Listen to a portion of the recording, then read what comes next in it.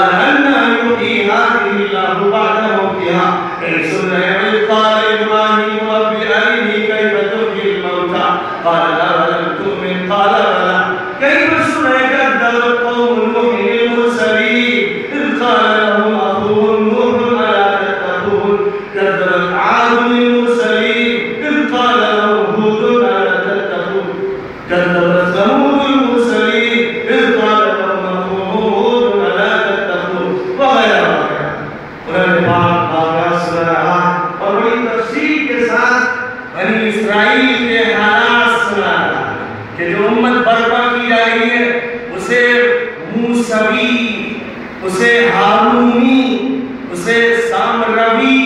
اسے قانونی، اسے فرعونی اور حامانی، بنائی ہوئی تجربوں سے گزرنا ہے۔ اس لیے تجربوں سے گزرنے کے لیے ہڈی میں دبایا جا رہا ہے، واقعات کو سنایا جا رہا ہے، تیار کیا جا رہا ہے کہ جب حالات کسی طرح پیش آئیں گے، ماضی حال سے جڑے گا اور حال پر منطبق ہوگا کہ یہ امت پکی پکائی ہو، تیار ہو اور یہ ذمہ داریوں کو سنبھال سکتی ہو۔ یا بنی اسرائیل اذکروا نعمتی التی انعمت علیکم وانی فضلتکم علی العالمین واتقوا یوما لا تجزی نفس عن نفس ولا يقبل منها شفاعة ولا يؤخذ منها عدل ولا هم ينصرون۔ اور جب یہ بات میں سنائی جا رہی ہے، ان کے ہاتھ میں اس وقت غمن پائے تھی عیسائی دنیا اور ان کے ساتھ یہودی دنیا جو پس پردہ اپنا کام کر رہی تھی، اس کو سنانے کے ساتھ ساتھ خدا القدوس یہ بھی بتا رہا تھا کہ ایک نئی امت کا دور دورہ ہونے والا ہے، چاہے دوسری امت کو سونپا جانے والا ہے، مرکزی شخصیت کے مشن کو تازہ کیا جانے والا ہے۔ وَإِذِ ابْتَلَىٰ إِبْرَاهِيمَ رَبُّهُ بِكَلِمَاتٍ فَأَتَمَّهُنَّ قَالَ إِنِّي جَاعِلُكَ لِلنَّاسِ إِمَامًا قَالَ وَمِن ذُرِّيَّتِي قَالَ لَا يَنَالُ عَهْدِ الظَّالِمِينَ۔ اور صاف صاف کہہ دیے وَإِذْ حَضَرَ يَعْقُوبَ الْمَوْتُ إِذْ قَالَ لِبَنِيهِ يَا بَنِي کیا ہے کلمہ أَفَتَعْبُدُونَ مِن بَعْدِي، پورا قرآن پاک واقعات کے تذکرے کے ساتھ ہدایات اور اللہ کی رہنمائیوں سے بھرا یا کسی واقعے کا تذکرہ،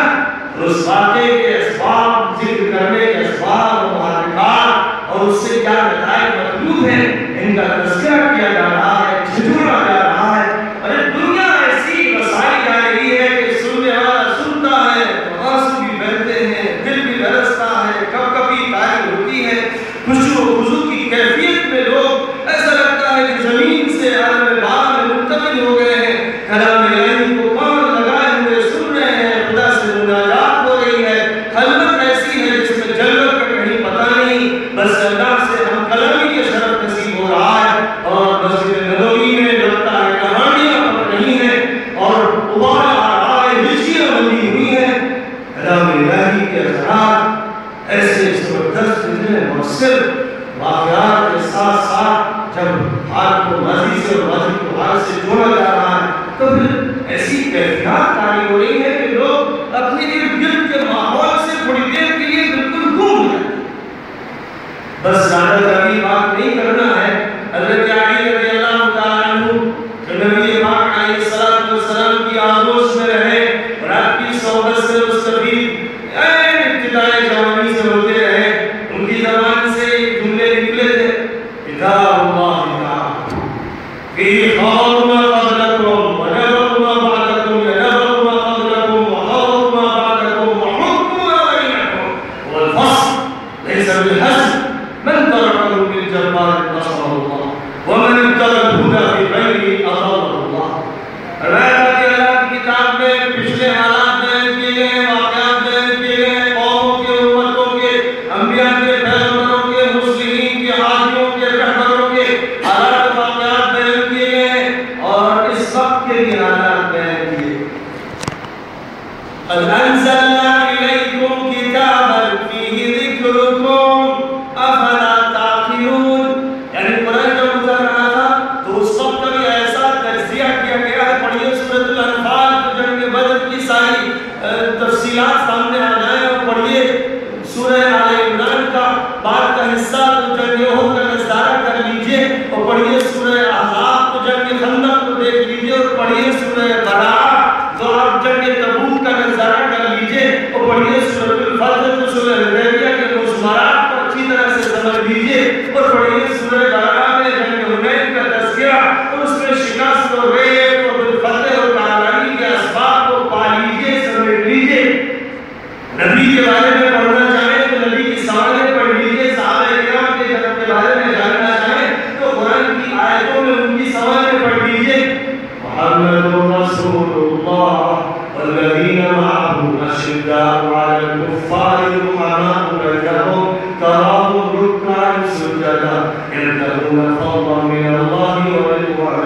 سيماهم في وجوههم من أثر السجود ذلك مثلهم في التوراة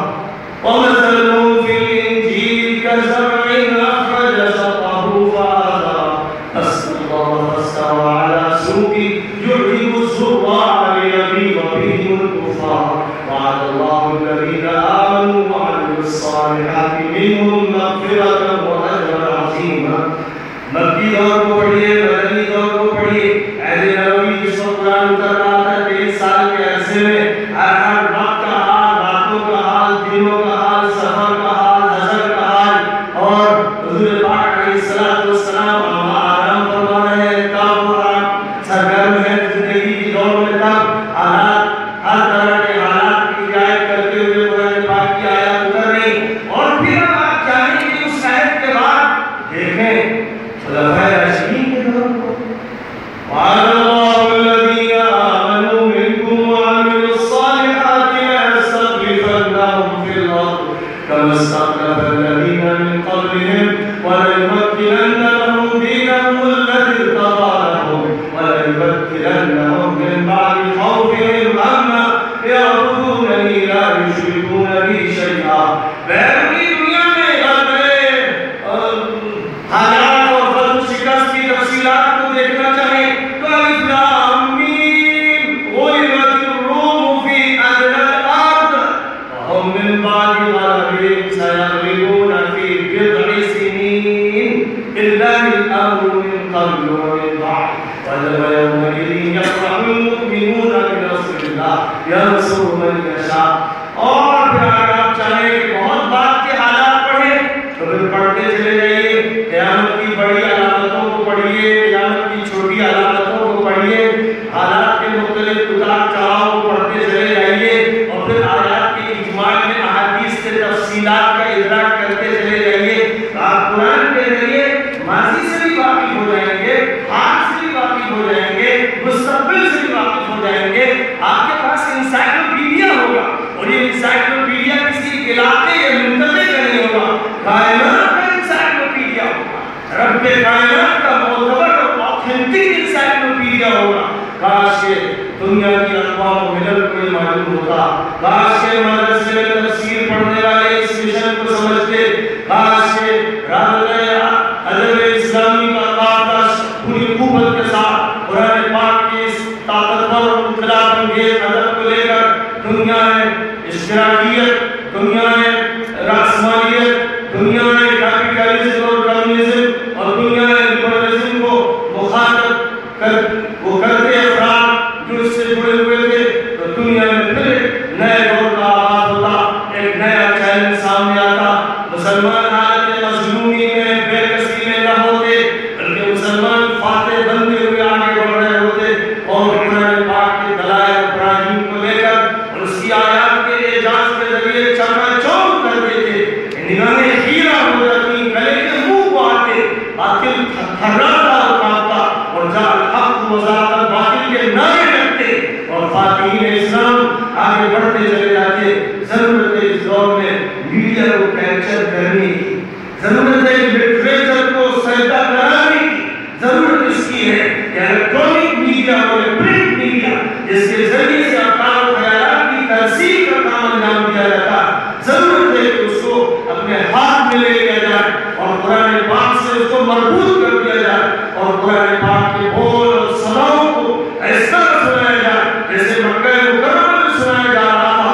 تو طفیل بن عمرو الدوسی نے کان کی روئی پھینک دی تھی، اور عمر بن الخطاب نے وہ تلوار پھینک دی تھی جس کو لے کر چلے تھے کہ نبی آخر الزمان کا کام تمام کر دیں گے.